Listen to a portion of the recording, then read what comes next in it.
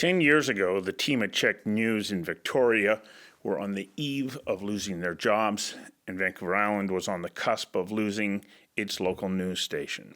A station that, when it opened on December the 1st, 1953, was the first private television station in BC, and it had been on the air for more than 50 years. The station was slated to be the first station in Canada to go dark. If not for the all-out effort of the women and men who worked for the local station, a vital news source would have been lost. A station that played a key role in holding politicians accountable, of informing residents of Vancouver Island about their communities. A station that played a role in the social and economic well-being of Victoria and Vancouver Island was within hours of vanishing.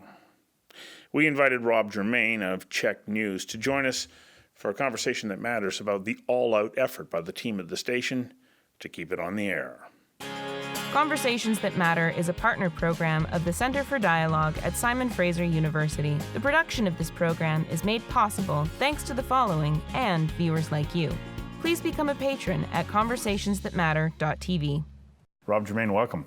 Thank you. Welcome to the CHEK studio. Yes, well, thank you for hosting this conversation that gets carried on your station. I can't thank you enough for carrying it over the past 5 years, and I hope that we continue to have a long association because, you know, I see this as an independent production that feeds into an independent media outlet, which I think is vital to the well-being of an informed citizenry. But it was really tenuous. I mean, we're now looking at the 10-year anniversary of CHEK as it is today. Mm-hmm. Let's go back to August 2009. It was iffy days, kind of bleak. You're one of a member of a number of different people who are part of the CHEK team, and it looks like the station is going to go black. What was the mood like back then?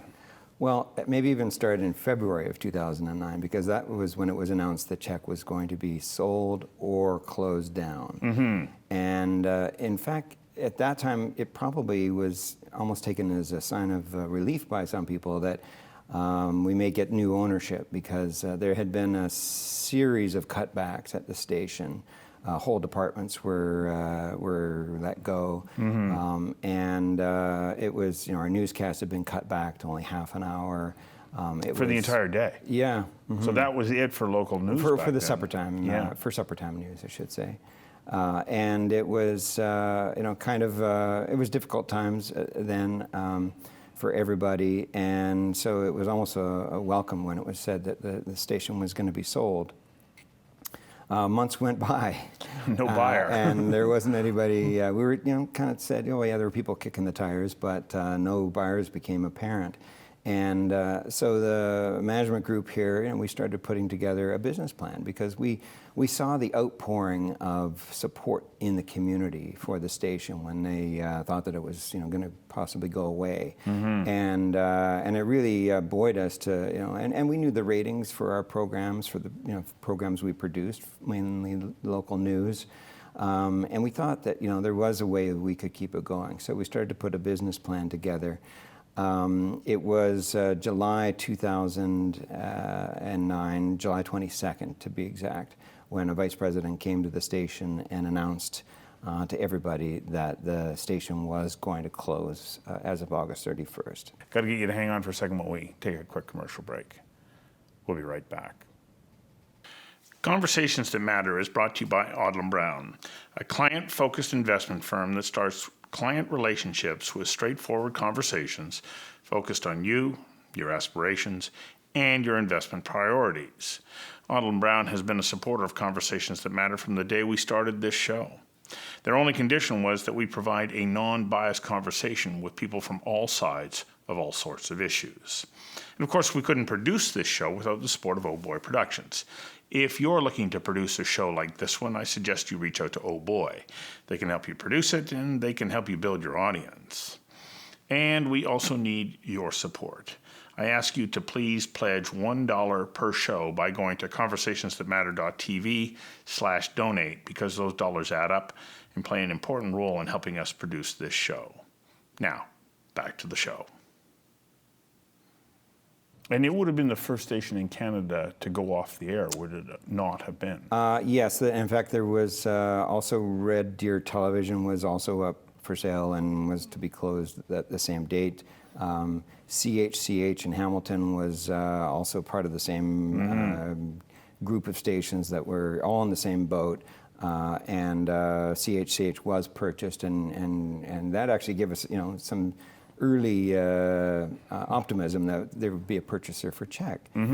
But it didn't happen. We had been actually covering a story a year prior about, of all things, a pulp mill in Nanaimo that had been mothballed. It was in receivership, and the employees put in a bid to buy the pulp mill, and with backers from the community, they did it. They were successful, and we covered that story when the mill was closed. We covered it when the bid was put in. We covered it the day that they reopened the mill and flew a flag of independent ownership over the mill.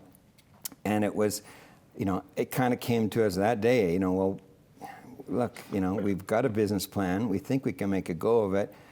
Why don't we pull a Harmac? It was the Harmac pulp mill, and we indeed met with some investors who said, if the employees are willing to put money into it, we'd be willing to put money into it. But it wasn't just that easy. I mean, you'd think that would be the hard part, finding investors to put their money in to get employees to commit, that kind of thing. We then found out that. It wasn't that easy. CanWest really wasn't in a position to sell the station. They were already in trouble financially themselves. The 2008 collapse, economic collapse, had really hit them. And the bondholders were basically in control of our parent company. And the bondholders had been told that the station was going to close, and they weren't prepared to go back to the bondholders. So we spent weeks trying to come to terms. We raised $2.5 million internally mainly to keep the station going. The station was for sale for $1, supposedly. Yes. And we raised $2.5 million, and they said, no, you need $5 million, and it needs to be in escrow. And if the deal fell through for any reason, if the CRTC didn't approve it, you would forfeit the $5 million. Well, that scared that's a huge scared risk. off some of the investors there, and we just kept trying to come to terms and couldn't. And finally we said, well, there's 3 days left now before the station is to close. And we said, let's just put in a binding offer. Let's make a binding offer. And everybody had to scramble out to their banks. They'd committed to put this money up. So you had members of the CHEK team borrowing money against their homes or anywhere else so they could get money. Yeah, from family members, to throw it into the pot. Whatever, and everybody had committed a minimum of $15,000 each. But then we didn't actually have the money in the bank yet. But to make this binding offer, we had to have it in the bank. So we said, okay, everybody, by 2 o'clock today, you've got to get it in. Everybody went scrambling out to the banks and standing in line, and they're saying, okay, excuse me, can I get ahead? I need to buy a TV station, and it was amazing. People in the community were, they were aware of the story, they were aware of the situation with CHEK, that it could close, and people were like, absolutely, go ahead, right? And they're cheering them on, and so was there must have been nervous energy, like there's enthusiasm, you think maybe I can pull it off, but you don't know. There's we knew it was a Hail Mary at this point, especially. It was the likelihood was very small, but we thought, well, let's give it one more chance. Let's put in a binding offer. We'll make it public. And then we've done everything we possibly can. If it still goes south, then at least we can hold our heads up high that we tried everything we possibly could. We submitted the offer. We actually faxed it through. The newscast is on the air already. I've contacted the control room and said, okay, we can report that the offer has been made. We did that. The next morning, the offer was rejected. So now with 2 days left before we were to close, it was immediately rejected. But then we had some political support. We had the Premier of the province. We had the opposition leader. Premier Campbell and the opposition leader from the NDP, Carol James at the right? time. Yep. We had Gary Lunn, who was a cabinet minister in the Harper government, who was a tremendous support. And we had mayors from all over the island, and we had them that night reacting to the fact that the offer was rejected, saying, you know, the company should do the right thing and give these employees an opportunity to keep it going. This is a public good. This is a public service that they're delivering. Well, it is called the public airways for a reason. Well, yes, absolutely. But if it had closed, it would have been almost impossible to restart the station. So it was vital that we negotiated. Of that continuity, yes. Right. Yeah. And that weekend, we were actually preparing for our last newscast. We were going to host the newscast in our parking lot. We invited the public to come down and celebrate 53 years of television at that time. Yeah. And then the CRTC called. Wow. And we'd been in touch with the CRTC throughout the process, even getting programming schedules, potential programming schedules approved and that kind of thing. But now they came to the plate and said that they would be willing to consider an application for a transfer of the license within 30 days. So it meant we had $2.5 million raised in the bank to cover our expenses for 30 days. So there was really no risk to the parent company at this point. West at the time, Can West. So it's still that was their commitment to us. We made made Can West aware of it. It was really a signal that the CRTC wanted this deal to be done. So there was some pressure there, as well as the political pressure, as well as the public pressure. Right. Can West still own newspapers and other television stations in BC. So there would be consequences for ignoring the potentially, but on the 31st of August, I drove to work, really not knowing if this was going to be my last day at work. That's an uneasy feeling. It really, I've never felt anything like it. No, Yeah. and I think everybody in the station was feeling the same.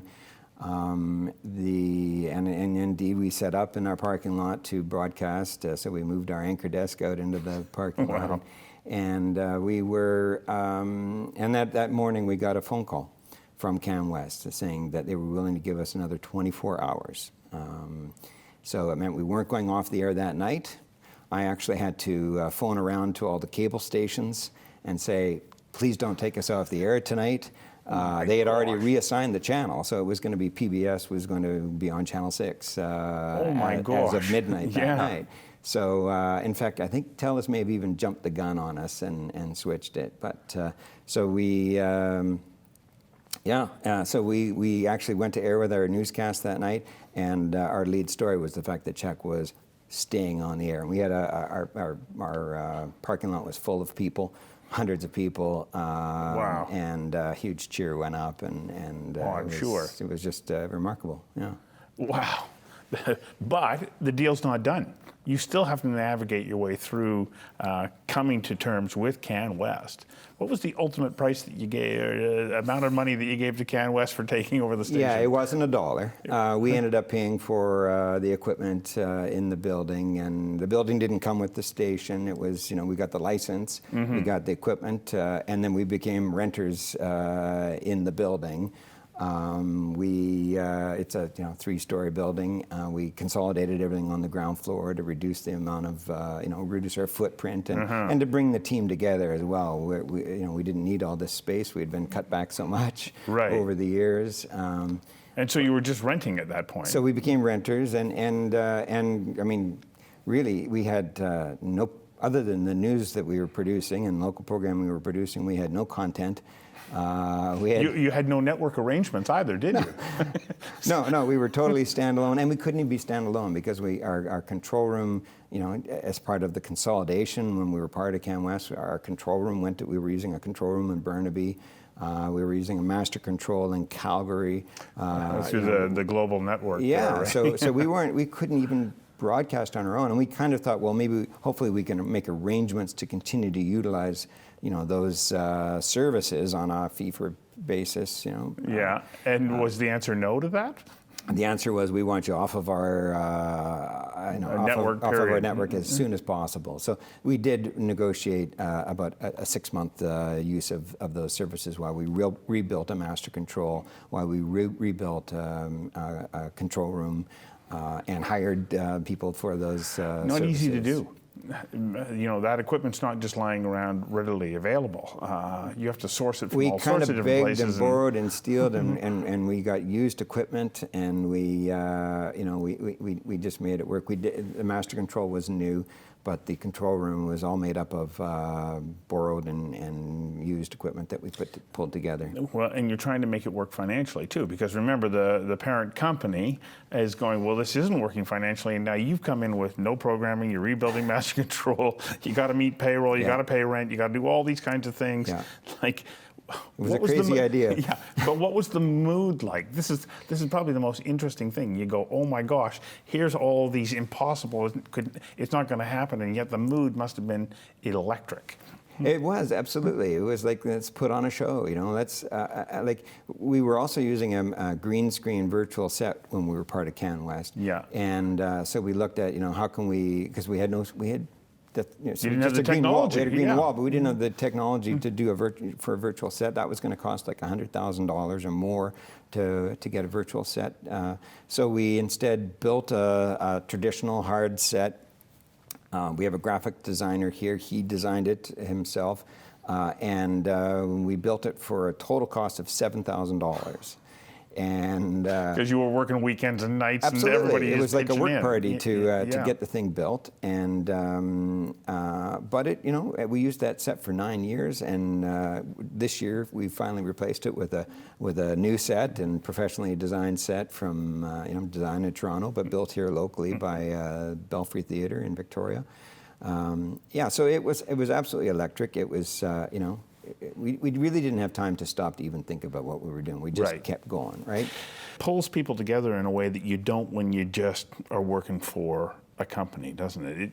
And considering it is local television and it is part of the community, how did that start to influence the way that you went about doing your job? And how do you think that it helped the community in the long run, knowing that here was Vancouver Island's own television station based in Victoria, but you're now extending that more than half-century legacy? Yeah, I think that we've always had loyalty in the market. Being so long, CHEK was the first commercial station in the province, so we've always had the loyalty in the market.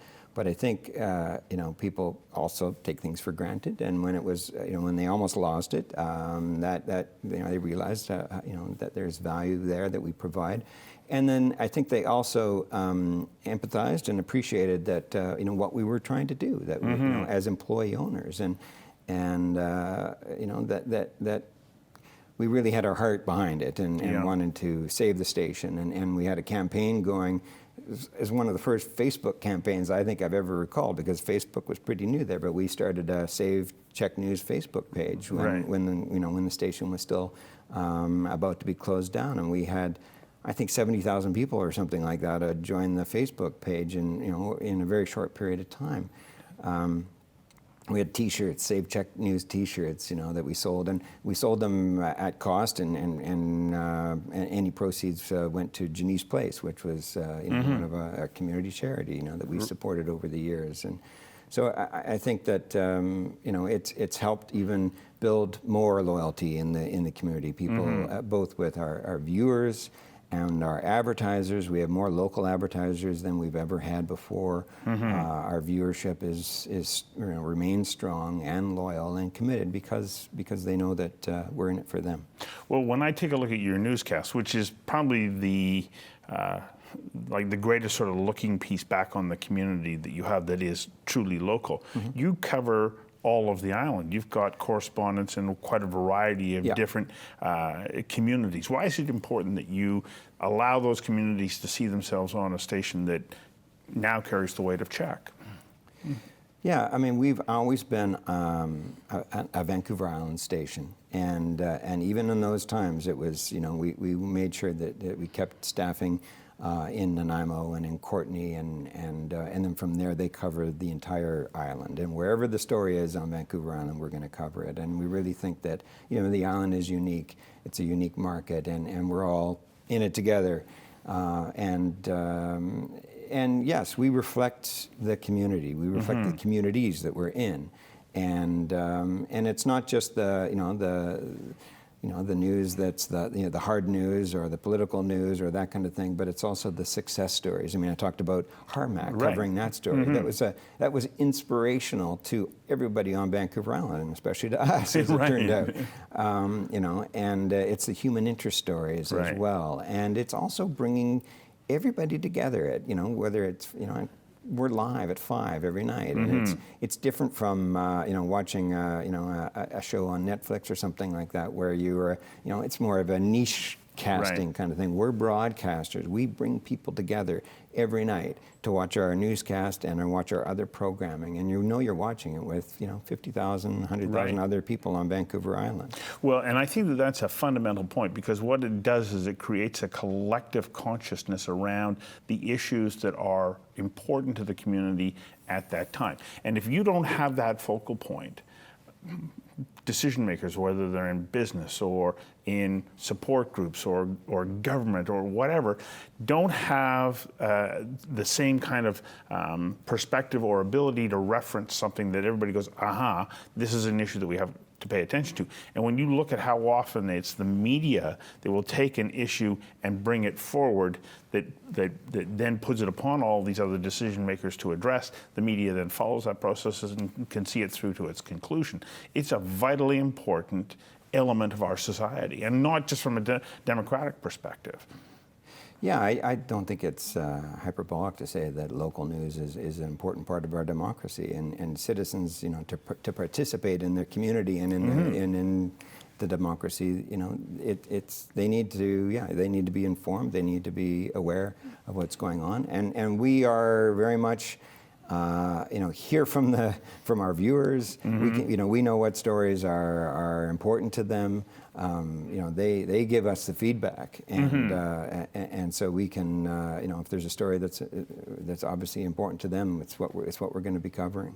Yeah, and I agree with you. I do not think that it's an overreach in stating that local news plays an important role in our democracy, but I don't think it stops there. I think that it also plays a role in helping to shape our society, helps us to define what is and isn't important to us, and also there's this tremendous exchange of information that helps to foster the economy. And you're doing a great job of it here. Well, I hope so. I do think we play a role in that, and even in bringing viewers and businesses, together. Like I said, we have more local advertising than ever before, and we literally have had advertisers that are saying, my business was failing until I started advertising on CHEK, and now it's healthy because people are we're doing a service to both the viewer and to the business that's advertising. And without you, that avenue wouldn't be available to them. Congratulations, Rob. Oh, congratulations to everybody at CHEK, too. I mean, it's an extraordinary success story at a time where everybody thought that local television stations couldn't make it, and you've proved them wrong. Well done. Thank you. Thanks for sharing.